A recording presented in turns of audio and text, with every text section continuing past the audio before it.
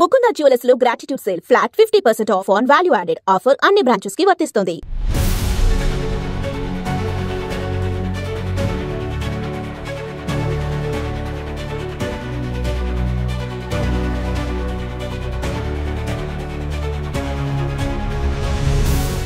Hi viewers, welcome to Aadhan మరోకోణం. నేను మీ ప్రసాద్. జైలుకి బోరుగడ్డ లేకపోతే ఏం జరుగుతుంది అనేది మీరు కామెంట్ సెక్షన్లో తెలియచేయండి.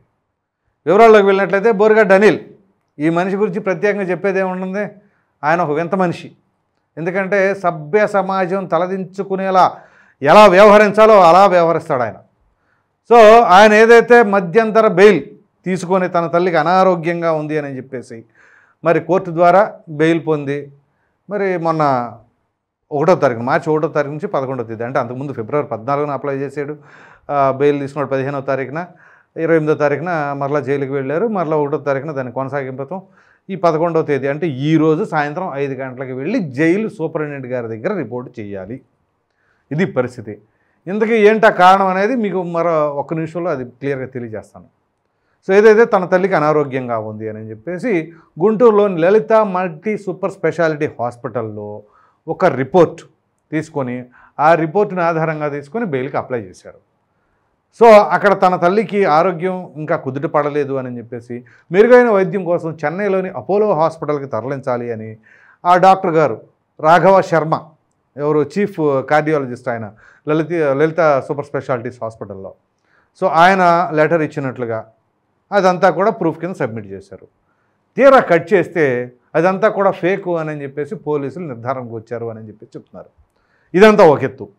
అసలు తను తల్లి కోసం చెన్నై అపోలో హాస్పిటల్కి వెళ్ళారా ఏంటి అని అక్కడ సీసీటీవీ ఫుటేజ్లు మొత్తం కనుక చెక్ చేస్తే అక్కడికి వెళ్ళలేదంట. మరి ఎక్కడికి వెళ్ళారు, ఏం చేశారు, ఏంటి, ఇదంతా కూడా పెద్ద క్వశ్చన్ మార్క్. సో ఇప్పుడు కోర్టుని మోసం చేసినట్లే కదా. ఒక విధంగా చెప్పాలి అంటే అసలు పోలీసులు ఏం చేస్తూ ఉన్నారు, ఇంటెలిజెన్స్ కావచ్చు లేదా సదర్ పోలీస్ స్టేషన్ ఏదైతే ఆయన ఏ ప్రెమిసెస్లో ఉంటారో, ఏ జ్యూరిస్డిక్షన్లో ఉంటారో ఆ పోలీసులు ఒక నిఘా పెట్టుకొని ఉంచాలి కదా. మరి ఏం జరిగిందో ఏమీ తెలియదు. మొబైల్ చూస్తే స్విచ్ ఆఫ్ అని చెప్పేసి సమాచారం. ఆ తర్వాత ఆయన ఒక సెల్ఫీ వీడియో కూడా రిలీజ్ చేశారు. ఇదిగో నా పైన 3rd డిగ్రీ ఉపయోగించారు, నాకు ఇది ఏదైనా జరిగితే ప్రమాదం జరిగితే వీళ్ళే బాధ్యులు, అది ఇది అని చెప్పేసి ఇప్పుడు ఆయన ఆ యొక్క వ్యాఖ్యలు కూడా చేశారు. సో ఇదంతా ఒక ఎత్తు. ఇప్పుడు అంటే ఈరోజు సాయంత్రం 5 గంటలకు వెళ్ళి ఆయన జైలుకి వెళ్ళాలి, అక్కడ రిపోర్ట్ చేయాలి. చేస్తారా చెయ్యరా, ఏం జరగబోతుంది? ఆల్రెడీ అక్కడ పోలీసులు అందరూ కూడా వెయిట్ చేస్తూ ఉన్నారు. ఇప్పుడు వాళ్ళకి అనుమానం అనమాట, ఈయన వస్తారా రారా అనేది. నిజంగా నాకు కోర్టు పైన చాలా గౌరవం ఉంది, న్యాయస్థానాలంటే అపారమైన గౌరవం అని చెప్పేసి ఆ సెల్ఫీ వీడియోలో కూడా బోరుగడ్డ అనిల్ చెప్పాడు. మరి సరే, ఆ గౌరవాన్ని నిలబెట్టుకునేలాగా వస్తాడు అనుకుందాం. వస్తే ఇప్పుడు ఎటువంటి పర్యవసానాలను అతను ఎదుర్కోబోతున్నాడు? ఎందుకంటే అక్కడ ఇచ్చింది ఫేక్ రిపోర్ట్ అని పోలీసులు చెబుతున్నారు. అట్లాగే అసలు చెన్నై అపోలో హాస్పిటల్కి వెళ్ళలేదు అని చెప్పేసి ఆ సీసీటీవీ ఫుటేజ్లో దొరికిన ఆధారంగా చెబుతూ ఉన్నారు. సో ఇది ఇంతకంటే పెద్ద క్రైమ్ కాదా? సో ఇప్పుడు ఏదైతే అసలు ఉందో అసలు కంటే కొసరే ముద్దు అని చెప్పేసి ఇప్పుడు వైసీపీ నాయకులందరూ కూడా ఎదుర్కొంటుంది అదే. వల్లభనేని వంశీ సేమ్ ఎగ్జాంపుల్, పోసాని కృష్ణమురళి అదే పరిస్థితి. ఇప్పుడు బోరుగడ్డ అనిల్ కూడా లేనిపోయిన తిప్పలన్నీ తెచ్చిపెట్టుకున్నాడా ఏంటి అనేది కూడా చాలా కీలకంగా మారబోతుంది. సో ఇటువంటి తరుణంలో ఇప్పుడు ఈ యొక్క అంశం అసలు ఈ 10 రోజులు బెయిల్ పైన ఉన్నప్పుడు ఎక్కడెక్కడ ఉన్నాడు, ఎటు తిరిగాడు, ఎవరితో కమ్యూనికేషను, ఇదంతా ఒక ఎత్తు అయితే అసలు జైల్లో ఉన్న ఖైదీ అంటే రిమాండ్లో ఉన్న ఖైదీ ఏ విధంగా ఈ యొక్క నెట్వర్కు ఇదంతా కూడా ఎలా నడపగలడు? అటు హాస్పిటల్ నుంచి రిపోర్ట్లు కావచ్చు, అంటే దీని వెనకాల ఎవరో ఉన్నారు.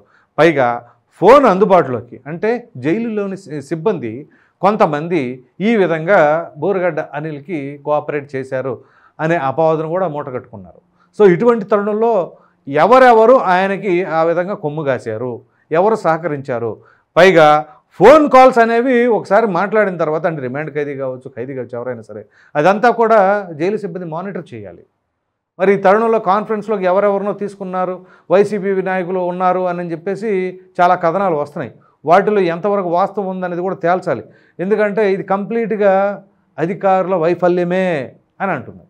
సో ఈ విధంగా ఒక బోరుగడ్డ అనిల్ లాంటి వ్యక్తే అంత నెట్వర్క్ నడుపుతున్నారు, అది కూడా కూటమి ప్రభుత్వంలో. అంటే ఇక దీనిని బట్టి ఏం చెప్పాలో మీరే చెప్పండి. సో అంటే ప్రభుత్వం చూసే చూడనట్టు పోతుందా?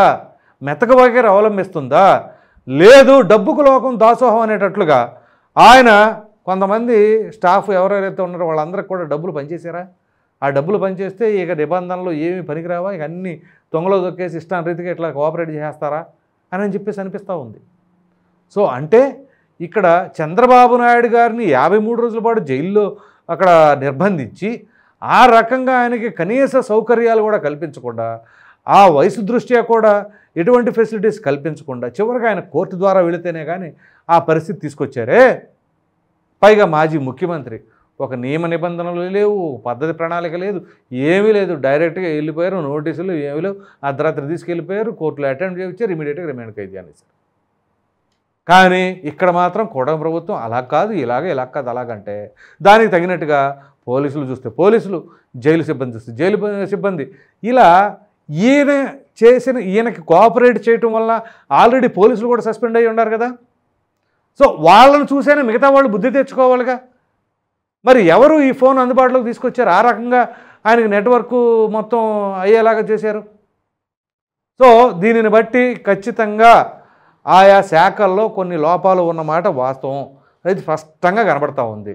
సో వాటన్నిటినీ కూడా, ఆ యొక్క లోటుపాట్లన్నింటినీ కూడా సరిదిద్దవలసిన బాధ్యత ప్రభుత్వం పైన ఉన్నది. అసలు ఇటువంటి వ్యక్తి సమాజంలోనే పనికిరాడరా స్వామి అంటే ఈయన సమర్థించేవాళ్ళు కూడా ఉన్నారు, మహానుభావులు. ఎవరైతే సమర్థిస్తున్నారో వాళ్ళ తల్లిని, వాళ్ళ చెల్లిని, వాళ్ళ బిడ్డలని ఆ రకంగా మాట్లాడితే వాళ్ళు సహకరిస్తారా?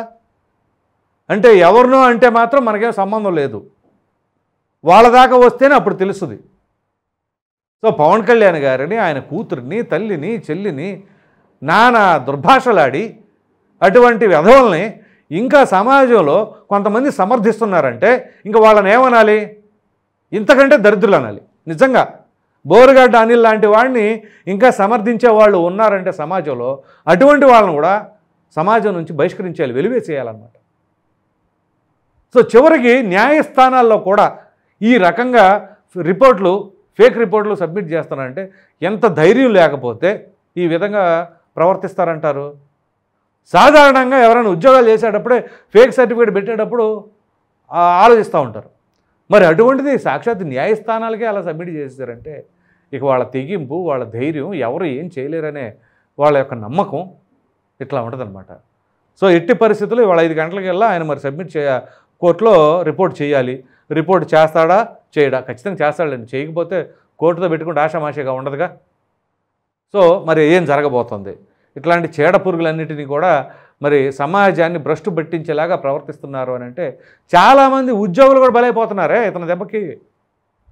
ఓ ప్రక్కన పార్టీ వైసీపీ, ఆయన ఎవరినైతే మద్దతు తెలిపాడో ఆ పార్టీ వెళ్ళిపోయింది అడ్రస్ లేకుండా. ఇక ఇప్పుడు అధికారులు కూడా బలైపోతూ ఉన్నారు, ఒకరు తర్వాత ఒకరు. ఆ శాఖలో, ఈ శాఖలో, ఇప్పుడు ఆ జైలు శాఖలో కూడా విచారణ జరిపితే ఎవరెవరి పేర్లు బయటకు వస్తాయో తెలియదు. దీని వెనకాల ఎవరు నడిపిస్తున్నారో అర్థం కావట్లా. సో ఇది కంప్లీట్గా చెప్పాలి అంటే పోలీసులు వైఫల్యమే. సో పోలీసులు ఇప్పుడైనా సరే అప్రమత్తంగా ఉండి ఖచ్చితంగా అతని పైన చర్యలు తీసుకోవాల్సిందే. లేదంటే మాత్రం ఇదిగో ఎవరి ఇష్టానుసారంగా వాళ్ళు ప్రవర్తిస్తూ ఉండటం, ఏదైనా చేసేస్తామని చెప్పేసి చాలామంది అభిప్రాయపడుతూ ఉన్నారు. కాబట్టి ఇదంతా కూడా రాష్ట్రానికి, లా అండ్ ఆర్డర్కి పెద్ద మచ్చలాగా ఉండబోతుంది. సో ఇటువంటివి భవిష్యత్తులో ఎక్కడ కూడా పునరావృతం కాకుండా రాష్ట్ర ప్రభుత్వం తగిన చర్యలు తీసుకుంటుందని చెప్పేసి ఆశిద్దాం. ఇది పరిస్థితి. ఈ వీడియో కనుక మీకు నచ్చినట్లయితే లైక్ చేయండి, షేర్ చేయండి. అదేవిధంగా జైలుకి బోరుగడ్డ లేకపోయిందంటే మాత్రం ఇక మామూలుగా ఉండదా అనే మీ అభిప్రాయాన్ని అయితే కామెంట్ సెక్షన్లో తప్పకుండా తెలియజేయండి. మరిన్ని వీడియోస్ కోసం మన ఆదాన్ ఛానల్ సబ్స్క్రైబ్ చేయడం మాత్రం మర్చిపోకండి. Thank you.